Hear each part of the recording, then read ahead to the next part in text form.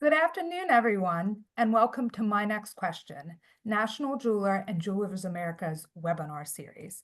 Today, I am joined by Jewelers of America President and CEO David Bonaparte, along with Sherry Smith and Idon Golan, for a session titled Predictions for the Year Ahead.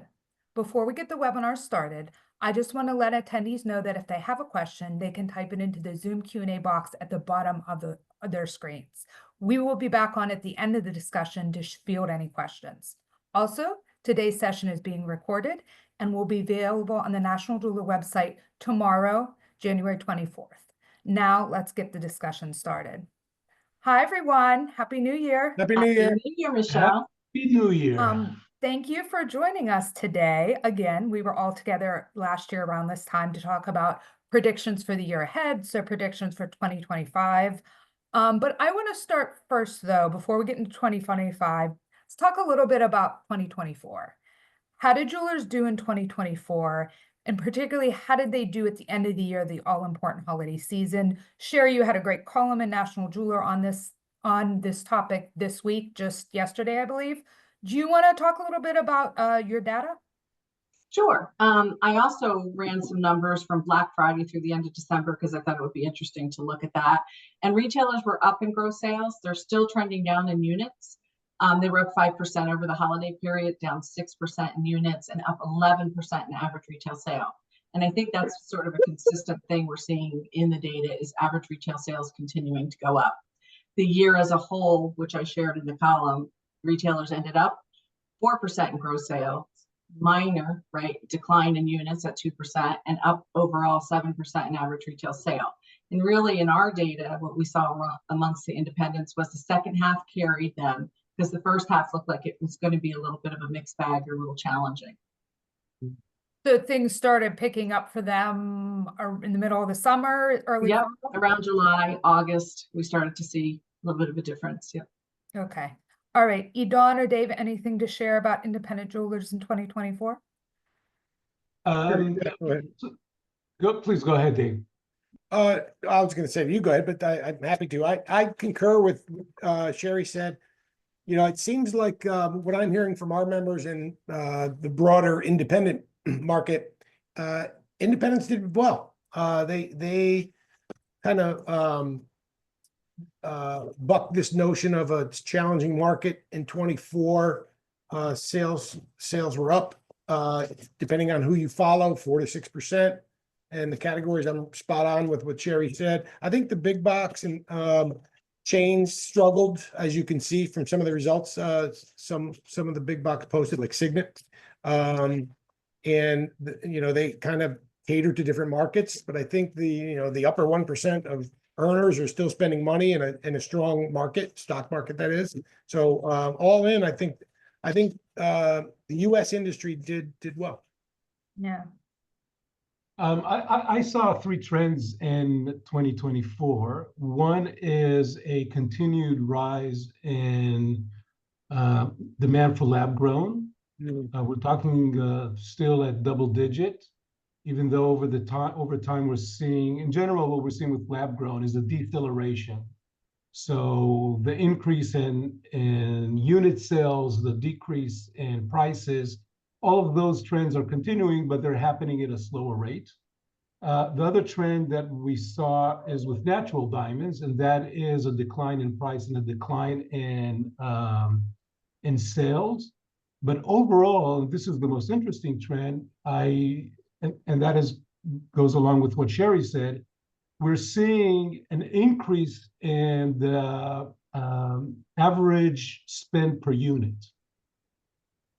So even though we're seeing more money as in units are down in general, so that the only way this works is that there's a higher expenditure per unit by consumers. And that is a very interesting trend that we see even with natural diamonds, where the spend is the overall spend is down, but per unit is definitely up.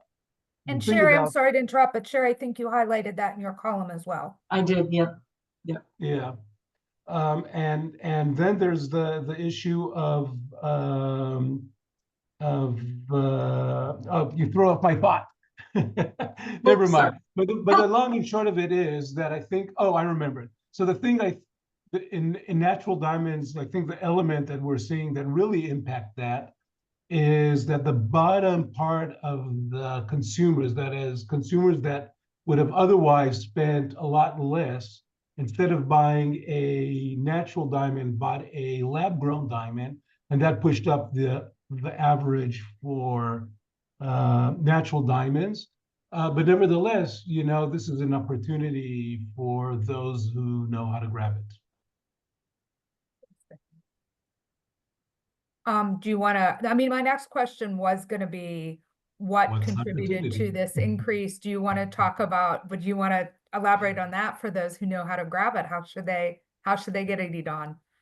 So there's a number of opportunities out there. First of all, if you know what are the items that are moving, and it's really a question of where you are in the space, in the retail space. First of all, you can buy today for less than you could a year ago. So, you know, stock up at least a little bit, and if not outright buy diamonds, at least have them on hand as memo. That is one opportunity. The other opportunity is that clearly there are those who are interested in higher end, and that is a trend that cannot be denied. And if you are thinking in terms of your marketing, of your positioning, you know, maybe you're about to renovate your store, push all of that into a higher sort of positioning as a higher end outlet, and then you are for sure expected to do much better next year, because obviously that's where the crowd is going. Stock up on your best sellers, right, Sherry? Absolutely. Absolutely. Well, in this case, it's not a bestseller. It's a, you know, so this will tie later on. We will talk about our forecast for the year. Okay. Before we move on to 2025, Sherry, Dave, any other thoughts on jewelers? What drove jewelers' success in 2024? You know, I'm hearing it was kind of a lot of purchases at the higher end, people spending more money per purchase. So was it the higher end consumers the upper income consumers who were driving demand, and then consequently were jewelers who cater to more of a middle class consumer suffering? Do we have any information on that? I would just Yeah, say, I mean, go ahead, Sherry, go ahead, Sherry. oh, no, go ahead, Dave. I was just gonna say that, you know, I think that, the independents, like I said before, you know, consumers, if they focus on branding, right, and natural, those upper 1%, we saw a lot of sell through on natural goods there. But Edon's point about lab is, you know, a lot of units, a lot of margin, less dollars, but creates activity in the stores. So I think the other thing that led to increase in overall volume is, you know, the higher gold prices.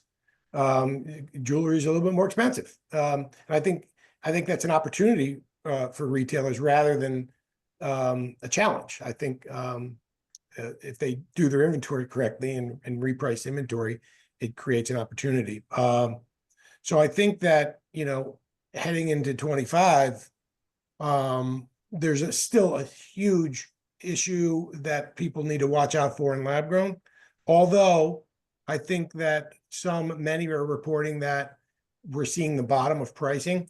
And you know, we'll talk about predictions in 25 in a little bit, but I think this is a huge opportunity for natural to make the inevitable recovery. Yeah, so just to touch on a little bit of what Edon said too, it is a real opportunity for retailers to be a little bit more strategic about their offerings, right? And they're going to have to, some of them will have to combat the decline in average retail sale in important categories such as lab grown and diamonds and so forth, and by focusing on higher tickets. But it is interesting, your question, Michelle. It's not equal, and I will tell you, and Edon can speak to this as well, I did not see the big purchases in 2024 like we saw previously in 21 and 22, high tickets. There were some, but it doesn't seem to be quite as many.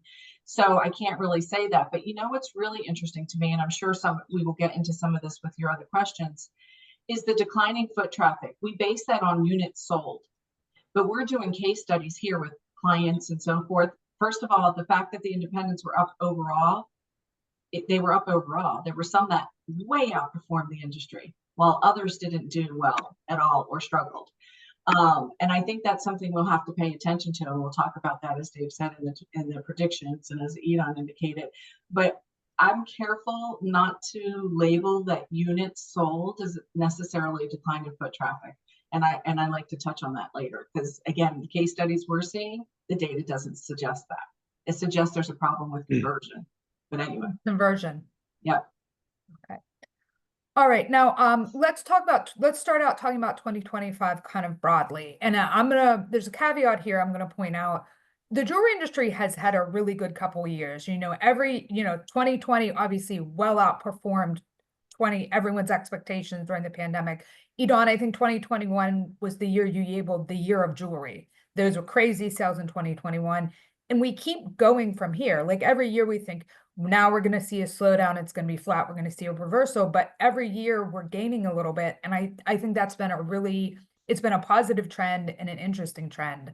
So what do you look at when you think about 2025, what do you see? Do you think jewelry sales are going to go up again? Are they going to be down? Are they going to flatten out? Like, what are the indicators telling us? Dave, I'll start with you on this one. Okay. Well, 25, I think when we're entering to tail end of 24 with election uncertainty, people were very tentative. Once the election happened, no matter what side of the aisle you go for, people were relieved, getting back to business. I think that led to a decent finish. And I think that's going to spill over into 25. And I think you see right now, markets are strong. And, I did not coin this phrase, but somebody said strong stock market means strong jewelry sales because of the 1%. I do think, though, if we see inflation ease, that will help. We haven't quite seen it yet, but it's early. But I do think there's a lot of folks out there predicting inflation easing, which will help overall consumers and with discretionary income. But I think there's a definite, and Edon could definitely speak to this, and Sherry, there is a problem in the middle of the market, in the diamond market right now, and with the natural prices really being under pressure. I think I just heard a report, or I heard a report the other day about the De Beers site in January. Nobody bought any goods. I mean, that's highly unusual. And so there were sales, there were purchases. Yeah, but it was a small stuff. What they say is, if it's not as good, then there are no sales. That's how the industry goes. But it was light, and that's an indicator of some nervousness in the middle of the marketplace. And so I think we need to keep an eye on that. And I think we need to keep an eye on the diamond prices, and certainly how lab grown starts off the year. Of course, gold prices are going to affect a lot of this, as it has in the past, and there's no indication that gold is going down.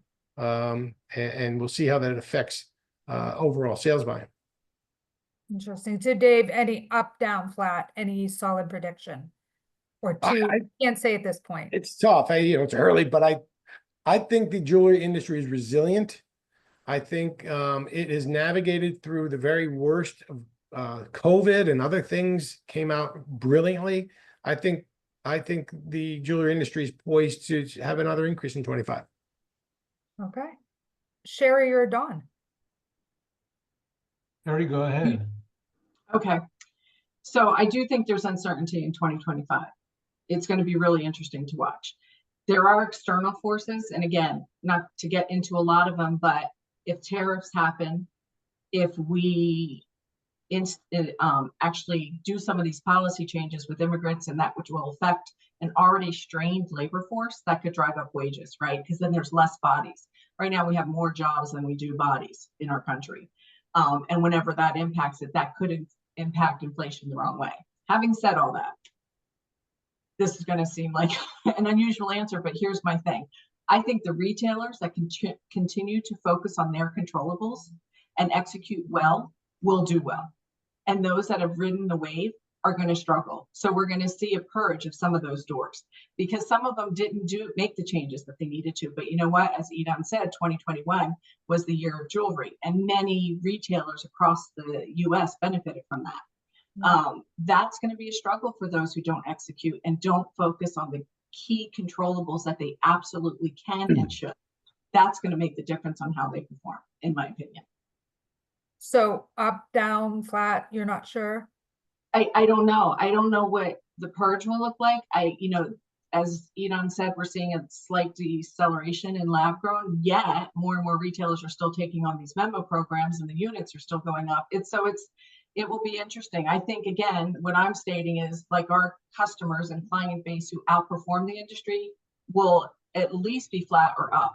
It's the others that I don't know how much it will impact the independents as a whole, if that makes sense. No, that makes total sense. Idan, prediction for 2025? So let's start with the bottom line. There's no doubt that jewelers will do better. I think that a lot of the uncertainties stem from the great success of 21.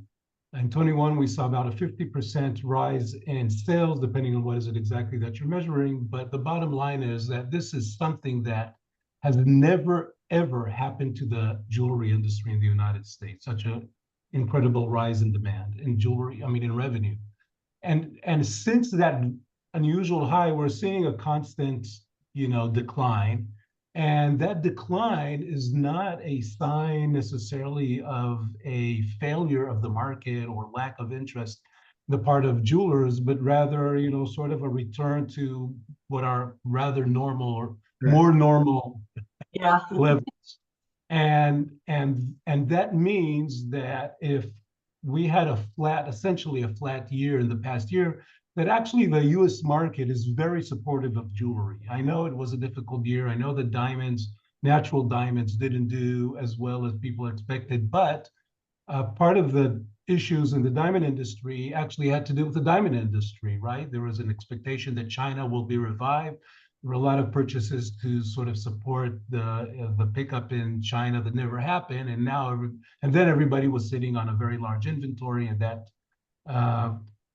that's where price decline started, and only then it was kind of driven into the U.S. consumer market. So if we take all that into consideration, we can say that jewelry market, as we're seeing right now, so there's a small uptick, and I think that's a trend that will continue. That's one thing. The other thing is I think that lab grown will definitely face a very big issue. Up until now, every time we looked at lab grown, let's talk about loose lab grown, right? Because the majority of sales of lab grown is in loose, right? That's where the business is. And that's because presumably Idam for engagement rings. That's exactly the point, because most of it is going to engagement rings. So engagement rings were about 45% market share were lab grown. If we look at the general market in the United States, lab grown is only 14, not only, but it's 14%, right? Which is sizable, but that's it. And this difference has to do with just these two markets. But if we look at loose, we're seeing that a few years ago, it was more over 100% growth year over year. And then it was, somewhere double digit, and then, smaller double digit. And this past year, there was a decline in revenue of 7%. And that, from the standpoint of a retailer, could be very painful, because that means that the combination of a decline in prices and a decline in revenue means that they need to sort of reinvent the way that they sell lab grown. So it's not just the same, but cheaper. That's just won't work anymore. In terms of natural diamonds, I think the expectation should be a small, so once again, we had this big dip. I think that it's kind of realigning. We're going to see, I think, a small revival.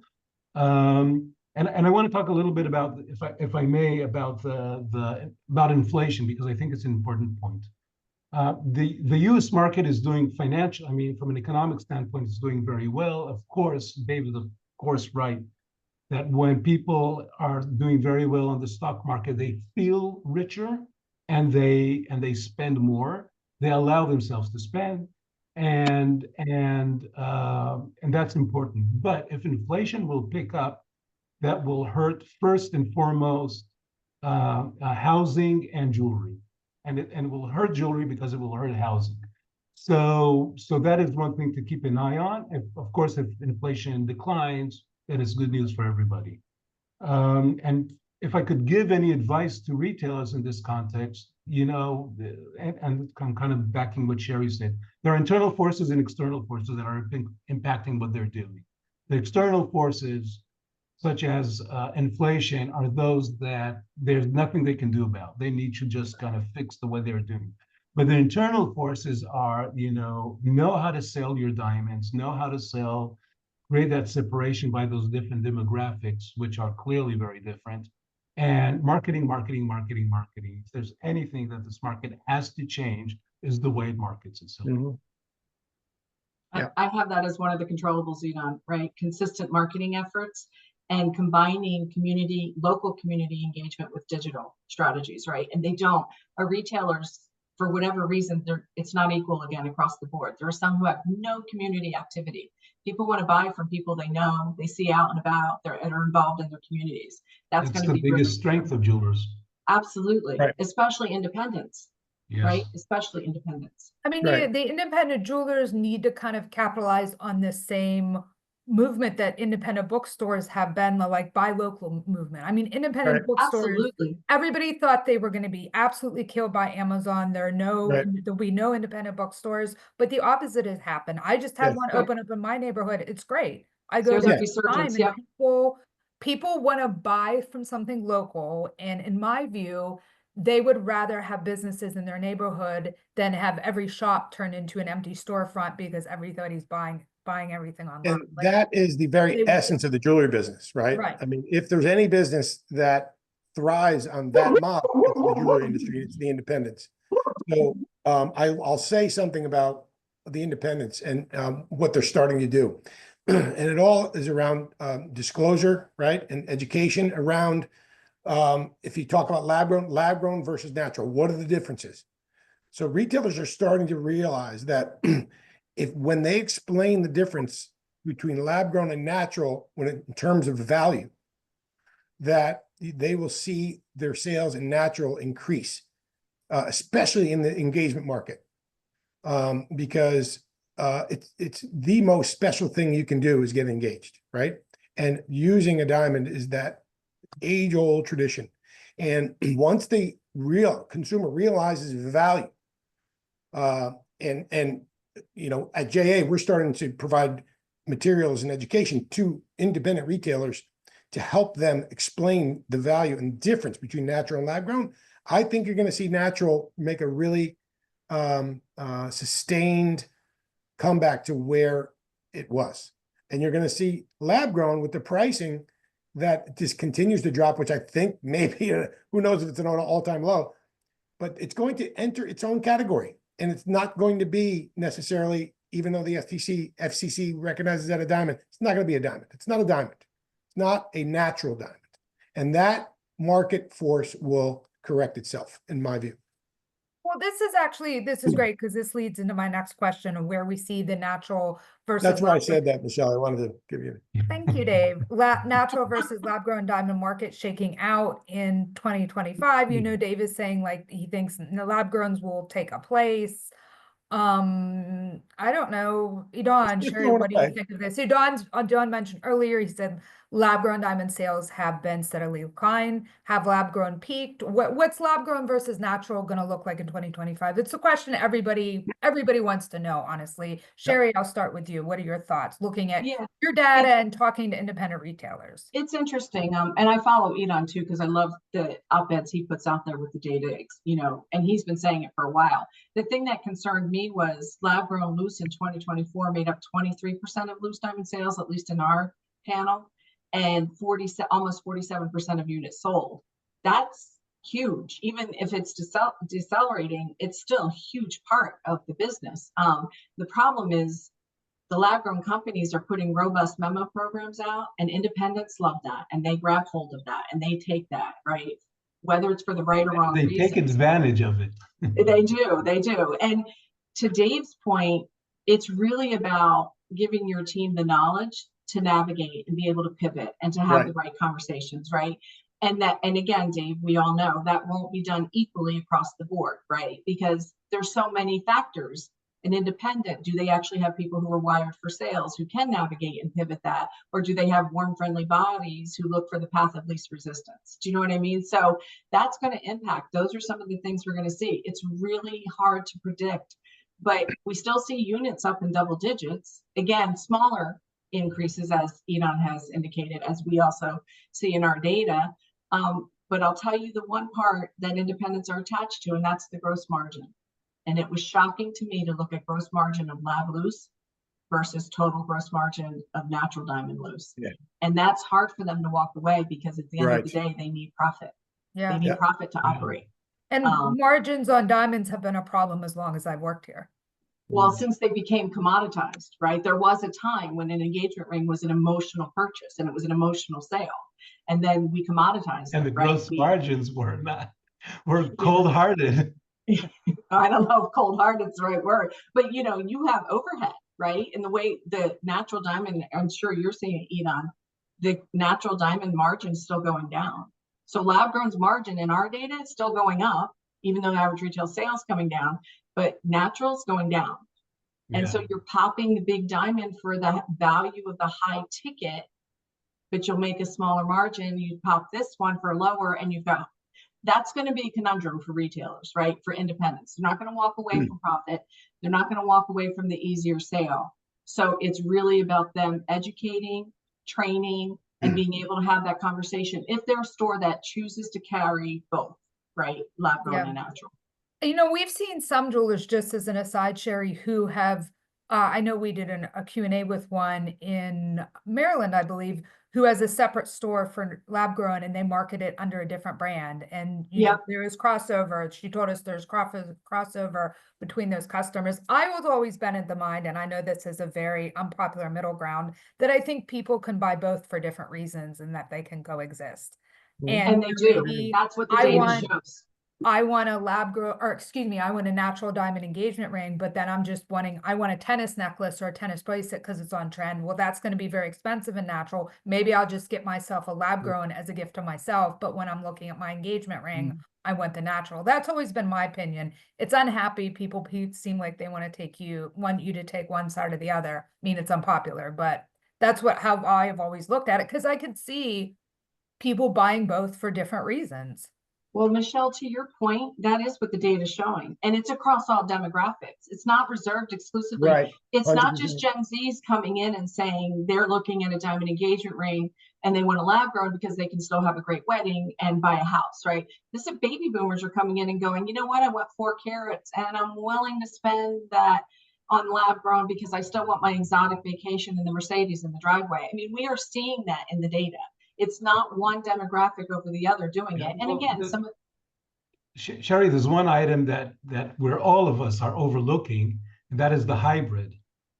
Right. So we're seeing there are a lot of sales of, for example, engagement rings, where the diamonds that come in the semi-mount are natural diamonds. So like the side stones or the halo, whatever the design is.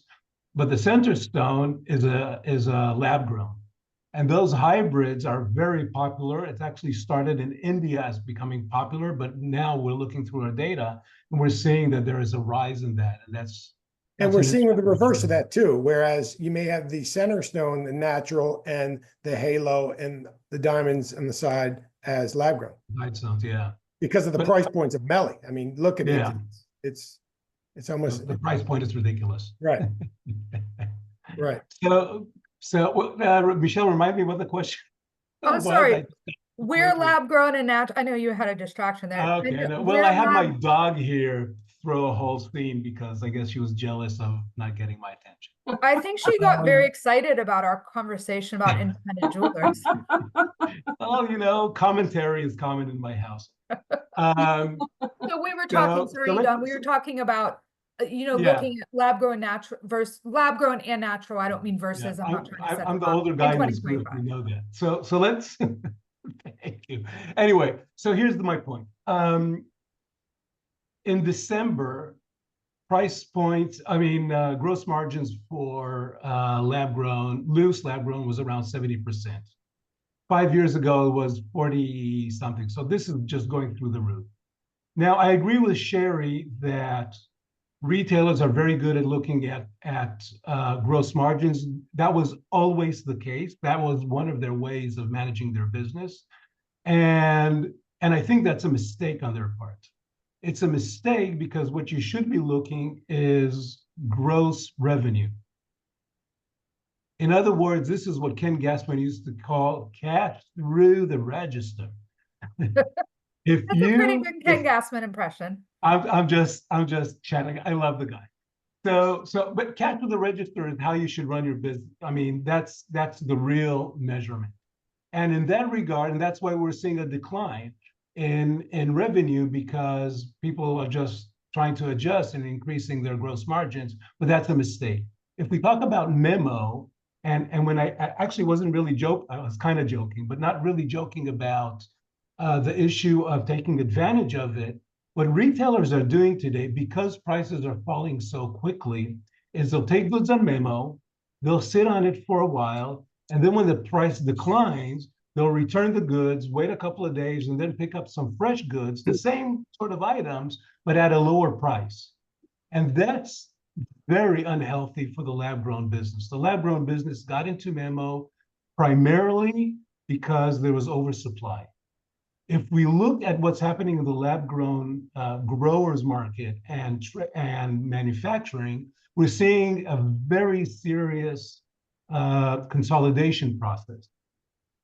And I think the smart thing on their part would be to decrease Memo, especially on the lower value items, because if you looked at say, natural diamonds, it's the high cost items that were on Memo, and everything, say a carat and below is always an asset.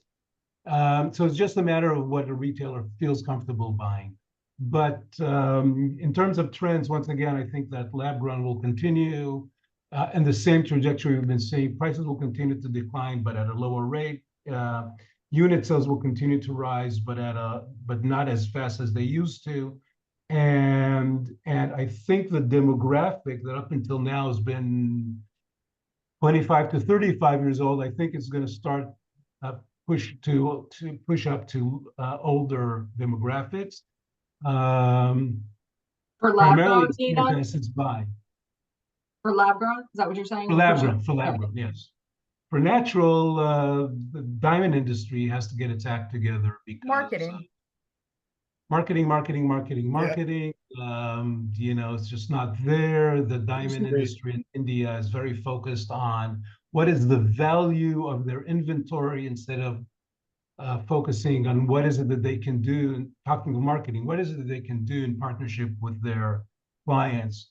And if you as a retailer can turn to your vendor and say, look, guys, I really want to invest and promote your goods. Why don't you guys participate with us? And if you can't do that, I'll just pick a different vendor. That I think will do wonders for the ability of the industry, especially as consolidation happens there as well. I think that will do wonders for everybody all along the value chain. I have to touch on a few points that said. Okay, the first, for some reason we haven't mentioned, lab grown categories, all of them are up, and some of them incredibly up, except for loose. Natural diamond categories is the complete opposite, right? Most of those were. What is that? Huh? What in lab grown is up? Gross sales units, crazy. Like we're seeing now, because we always focused on loose, but now there's other lab grown categories. These Memo programs that are going in are now pendants and earrings and necklaces and bracelets. And because they're in on Memo, those now are going up because more and more retailers have them. We just haven't touched on that. So we are seeing growth there. And again, what will happen with it? So that's one thing. The second thing that touched on, and I believe he said, but what I feel. I'm going to answer to you with numbers, Sherry. Okay, lab grown, and I have them too, if you want me to get specific, but lab grown companies, some of the smaller ones are going to struggle given the pricing and so forth. And it's going to be impossible for lab grown to sell for less than it costs to produce. So I think some of the bigger companies could end up buying, right? We see a consolidation, but they have to also get it together. Elon said the natural diamond has to get it together. The lab grown has to figure out how to start to control supply and demand if they're going to stabilize the pricing at all. Because Right. again, it's an offering, it's not going to go away. Can't put the genie back in the bottle. It's out and it's going to be out. To what degree is what we're still trying to determine. And the last thing I would say, where I do have to disagree with Elon, it is about gross profit, because if a business focuses purely on revenue and very low margin, they have to do such a huge volume like a Costco in order to make up the gross profit to cover your operating costs. And the average retailer in rural America has to make enough margin to pay for their overhead, or they put themselves out of business. Well, I think there's a happy balance there too. Obviously, you need revenue to produce margins, and you have to find that balance. I think with the lab grown, with the unlimited supply of lab grown, it's creating this memo scenario that is only increasing, like Sherry said, in finished goods. You know, I see it all the time now that retailers, oh yeah, I have this whole case is on memo. It's all finished lab grown, and I can have it for as long as I want it. I mean, that is different than getting memo of natural. That doesn't happen. It's completely different. Yeah. You're exactly right. And the other part of it is, if they get any pushback on any of the natural diamond they're doing, guess what they do? They walk them right to the lab grown and sell them that same pendant for a fraction of the cost. Right. But I do think that lab grown, because of these price points dropping so fast and now really low, I think they're susceptible to online sales, and that will boost online lab grown sales, because a consumer will be more likely to buy something that is less expensive and less risk online with a piece of jewelry that's not special, okay, as opposed to buying a really important special piece online that costs $20,000. You're not, you know, I'm not going to go spend $20,000 online, and most consumers wouldn't unless they touch and feel it in a retail store. So I think you're going to see this play out where it bodes well for natural. I keep saying that, and I think lab grown is going to find its own market and have less of a negative effect on the natural sales. Now, the natural business has to get its act together, okay? I was just going to say. And with marketing, okay? You know, everybody says it, it's like a broken record. There really needs to be a strong effort marketing the differences of lab grown versus natural. And that will prop up the natural market again. But that requires significant dollars. It's being done on a grassroots level. You know, a lot of organizations are trying to provide information to their members and retailers, but it needs to be done on a national level, an international level, really.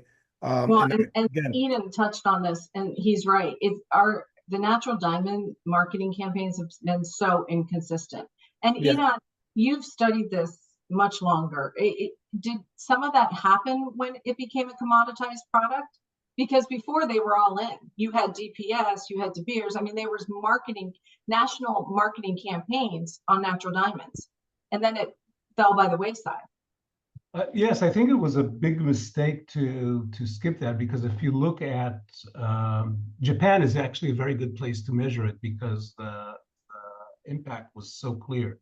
For many years, De Beers ran a campaign in Japan that was basically a diamond is forever, but adapted to the Japanese market. When they dropped that, demand in Japan dropped immediately. The following year, you could see already that sales and imports were down. The only time we saw that change was there was actually 2 points where that changed. The first time that happened was after the Fukushima disaster, where we saw that natural reaction that we always see after a major disaster.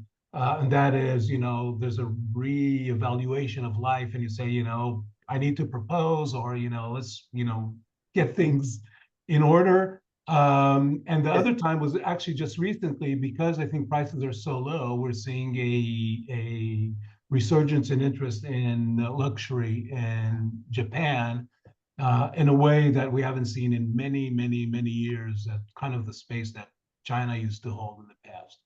And if you look today at the the reports of LVMH, Richemont, I mean, everything that they do, you see that Japan is the star performer in the last year.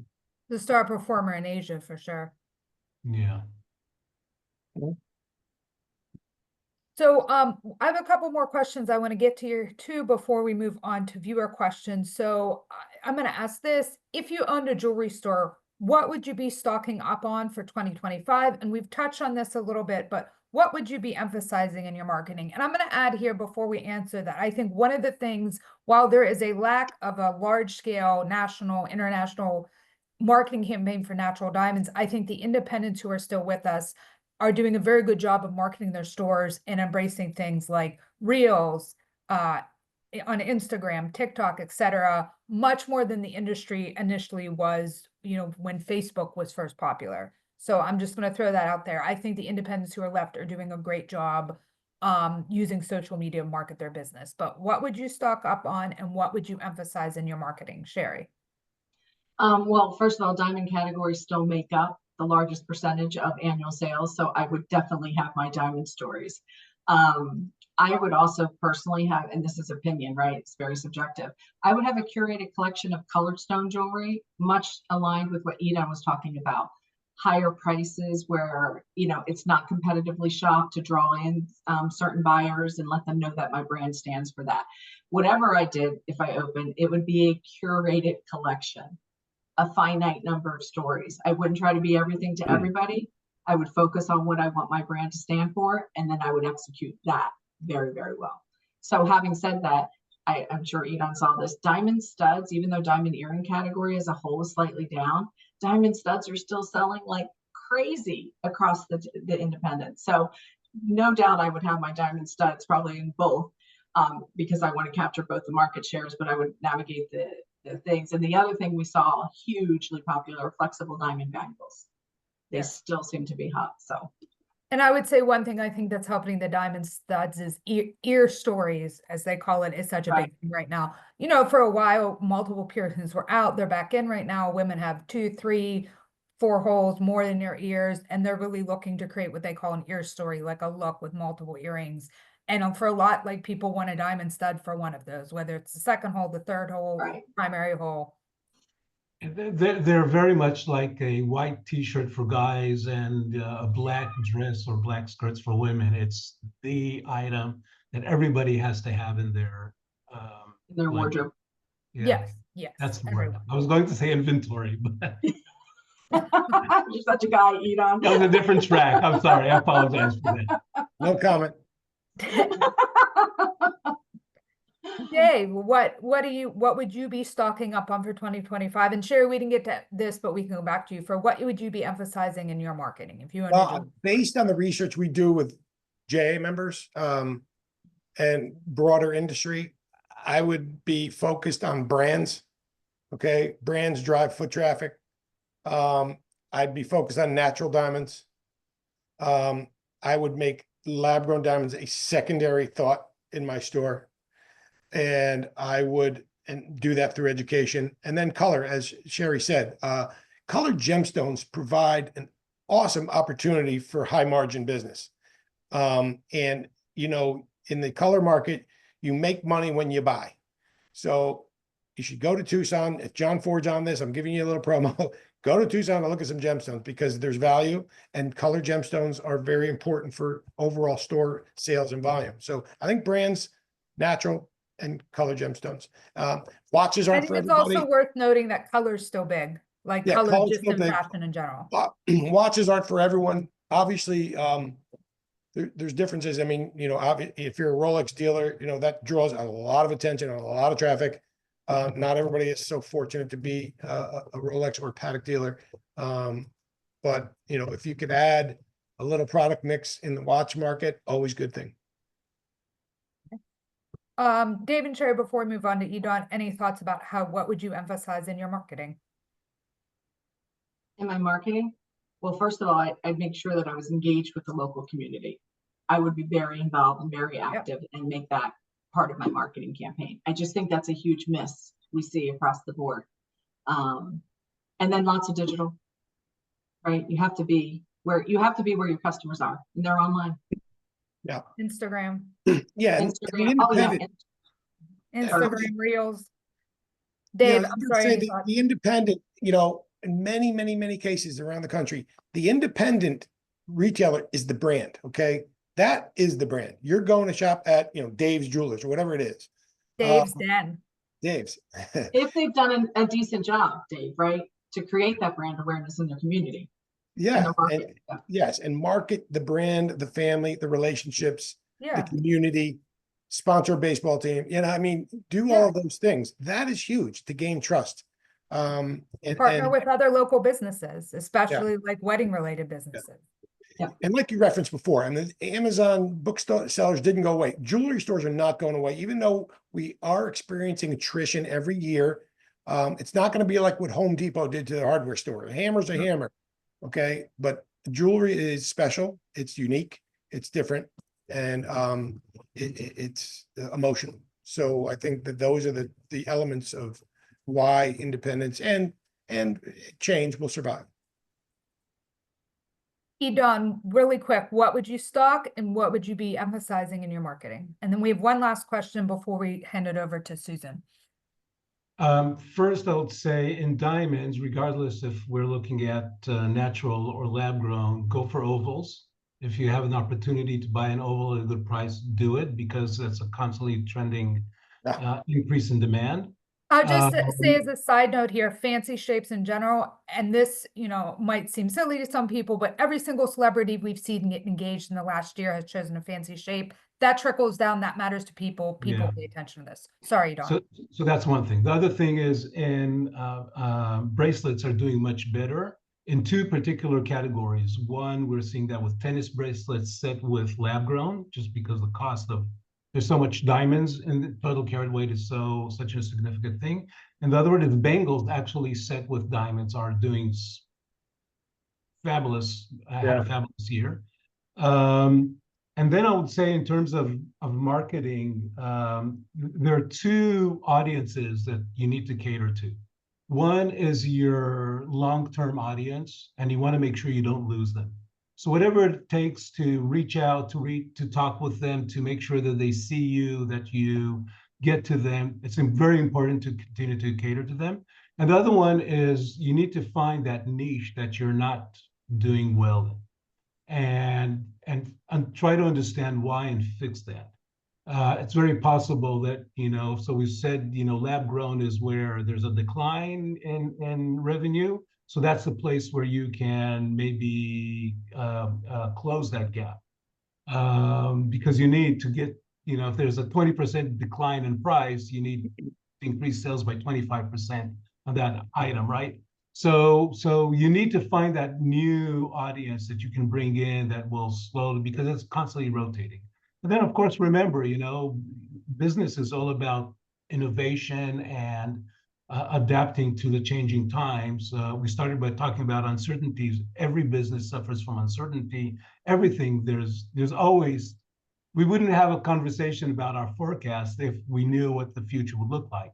By definition, we don't know, and therefore we need to be agile. We need to keep that in mind, not to you know, slow down. No, that's an excellent point. One last question. What's your word or sentence, if you need it, for the new year? What energy and sentiment are you bringing into 2025 and you think others should too? I'll go first. For me, the word that came to mind when I was writing out these questions was focus. I think you need to learn how to block out the noise and focus on what you do well, what serves your customer well, and what you think is the right way to do things. I think, you know, it's very easy nowadays, you know, whether you own a store or whether you do what I do, to look around what everyone else is doing and getting distracted and think, well, should I be doing this? Maybe I should be doing that. I think you really need to learn to cut out the noise and focus. And I think that's going to be, especially I think 2025 is going to be a wild ride on many fronts.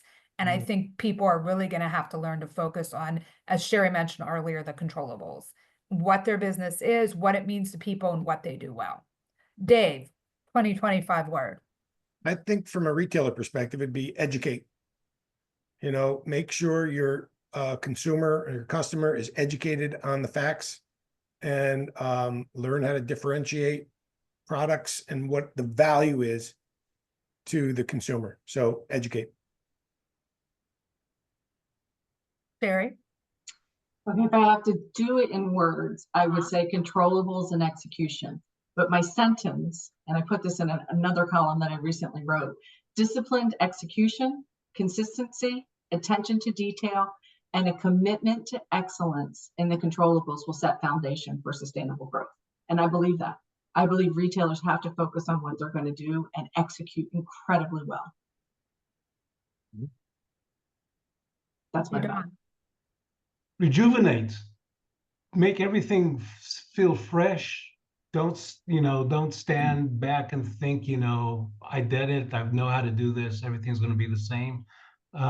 Even in terms of, educating your staff, I think that that's one of the biggest issues that many stores are suffering from. Make sure your staff really understands what they're talking about, because at the end of the day, one of the biggest advantages that independents have is their ability to tell a story, to have a conversation, to talk about jewelry that you will never ever have when purchasing from Macy's or from Amazon or any of those. So that ability is, that's the one thing you really need to protect above all. So good words: focus, educate, rejuvenate, controllables, and execution. It's good. Yeah, I think those are Basically, a all, great plan. these are all good words for 2025. Sherry, Idon, Dave, thank you so much. I'm going to hand it over to Susan. I know we've had a lot of questions come in during the course of the discussion, and she's going to ask as many as she can before we run out of time. Susan? Thanks, Michelle, and thanks to the panel. Great job, everyone. Yes, a lot of questions have come in. I also had some attendee questions that came in before, but I'm going to focus on these live questions for now. If you do have a question, you can still type it into the Zoom Q&A panel. I do see a couple of questions in chat too, so I'll try to get to those as well. The first question I have is regarding the diamond crisis, whether or not our panelists feel that this is cyclical, and kind of combining with one of the questions that came in through chat is, do you see natural diamond market? Because I think with crisis, obviously it's natural and lab grown that they're referring to, in particular natural. Do you see the natural diamond market bouncing back? And how does that all play out with the rise in lab grown? So just whether or not it's a cyclical thing in terms of how these markets shape out. No. No, let's be honest, lab grown is a fairly new product. It's conquering its territory. There's going to be maybe some clashes between the lab grown folk and the natural, the diamond industry. But it's a product. It's here to stay. It's not that it's going to do okay now and then disappear later, and not in the next 5 to 10 years for sure. I think Sherry said it best earlier. You can't put the genie back in the bottle. Like, people know about this product and they want it for various and different reasons. Yeah, I think the example we should look at is pearls and rubies and emeralds. Some of these are doing very well for a while and then less so, and then they come back. Princess Cut was a completely depressed item, then it was insanely popular, and now you hardly see them in the data. But it's not going to go. It's not going to disappear. Maybe that's the cycle. It'll be a little bit more, a little bit less, but not. Yeah, it's not going to. I agree with you. It's not going to go away. Yeah. And the consumer's spoken.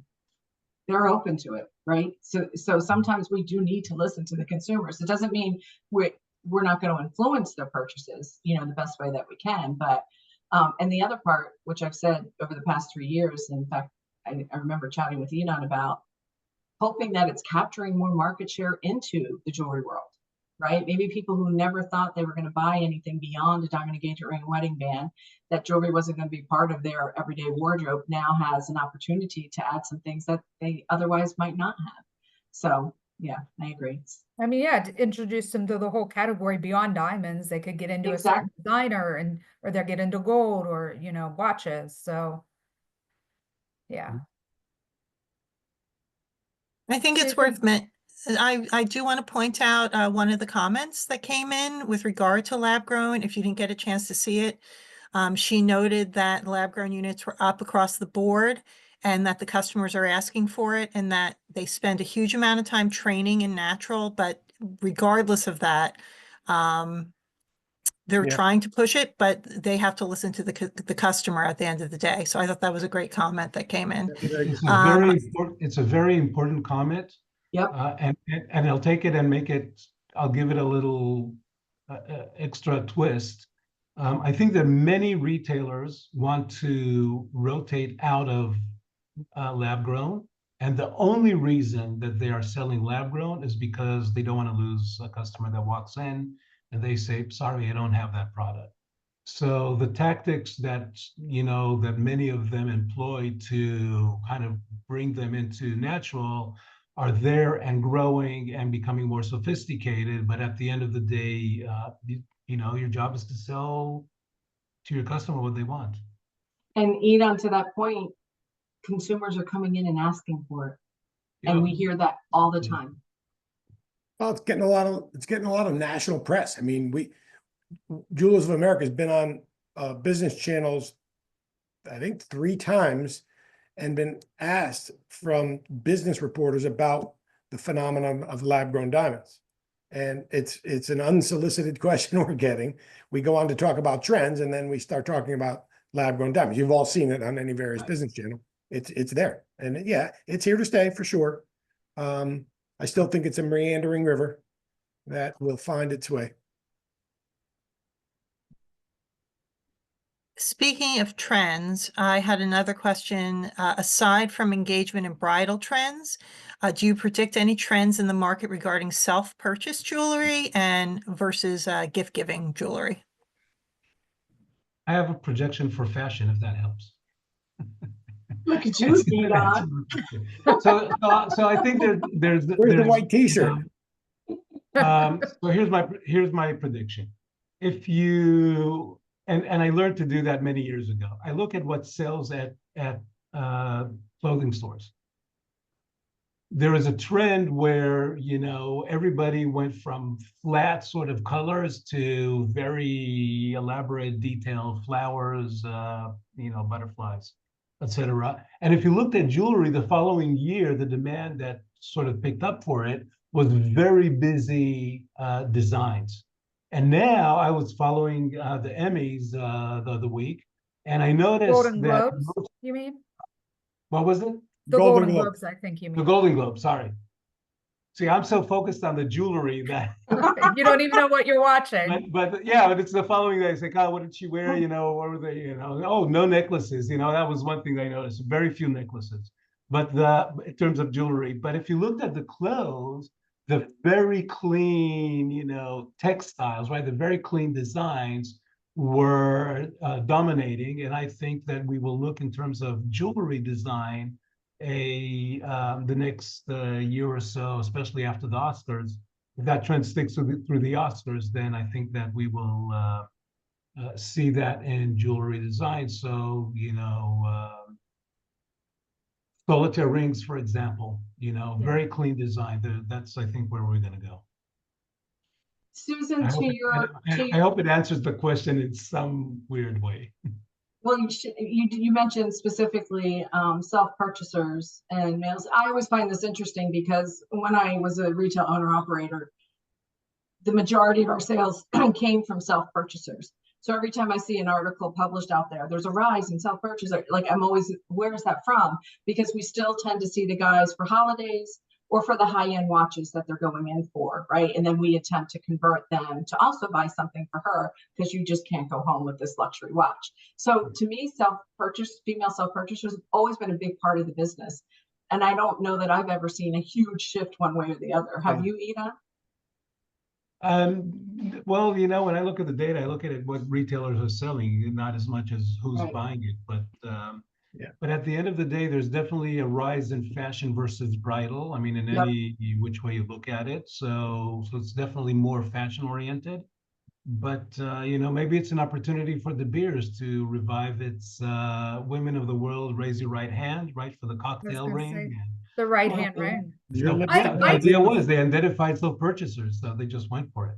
I don't know, this doesn't answer the question, but I think from the industry, there's been more marketing to people buying jewelry from themselves in recent Yes. years. And by recent years, I Yes. mean, maybe perhaps past decade, I don't mean in the past couple of years, but I think this Right. is something, and I always thought that was the industry's response to the slip in marriage rates, like the number of marriages are going down, thereby you're gonna have fewer engagement rings, thereby we better make sure we're also marketing to people who always have been buying jewelry for themselves, to Sherry's point, but we want to Yeah. make sure we're really driving that point home if, you know, these consumers aren't going to be coming in for engagement rings.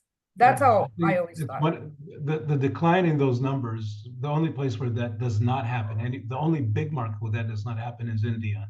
But in China, in Japan, in the United States, I mean, in all those places, the number of weddings is declining.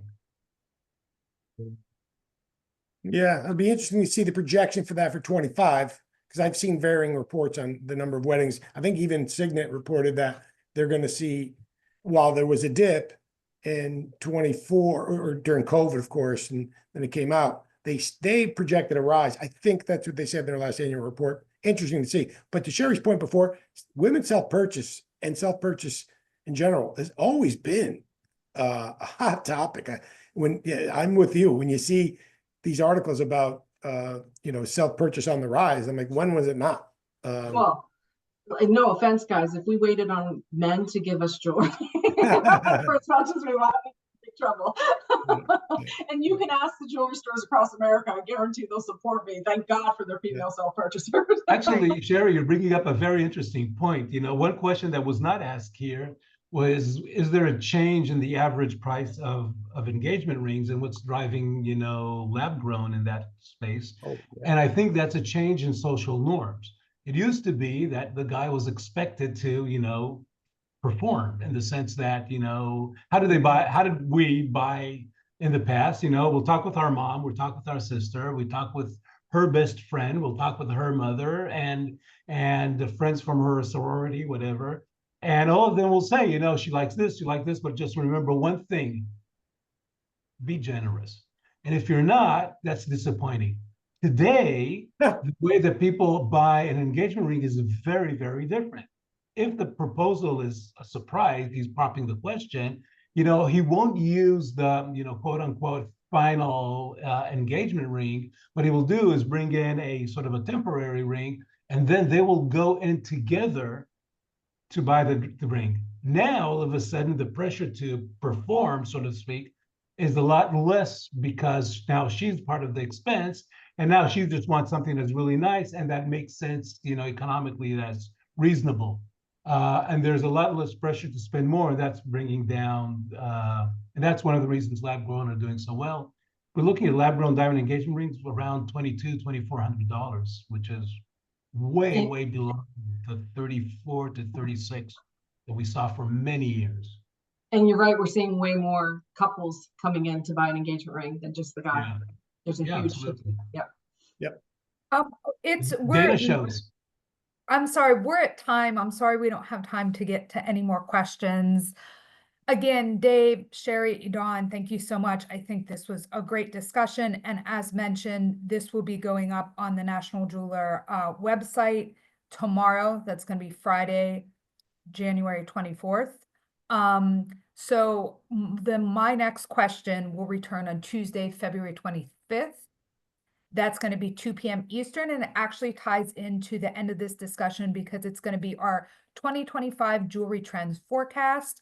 We're going to have Jewelers of America, Amanda Gizzi, always on top of the trends, and Natalie Francisco from the National Jeweler team are going to be joined by Francesca Simons, and they're going to talk about what's going to be hot in jewelry this year. I think it's going to be a great discussion, and you can sign up for that now on the National Jeweler website. Thank you again, and thank you to our guests who joined us today, and everyone have a great afternoon and a great 2025. Thank you, Thanks for everybody Michelle. tuning Dave. in. Thank Have a you. great Good to see day you and a guys. successful year. Thank you. Yes. Happy New Year again. Take care. See you soon. All right. Take care, Bye, guys. guys. Bye.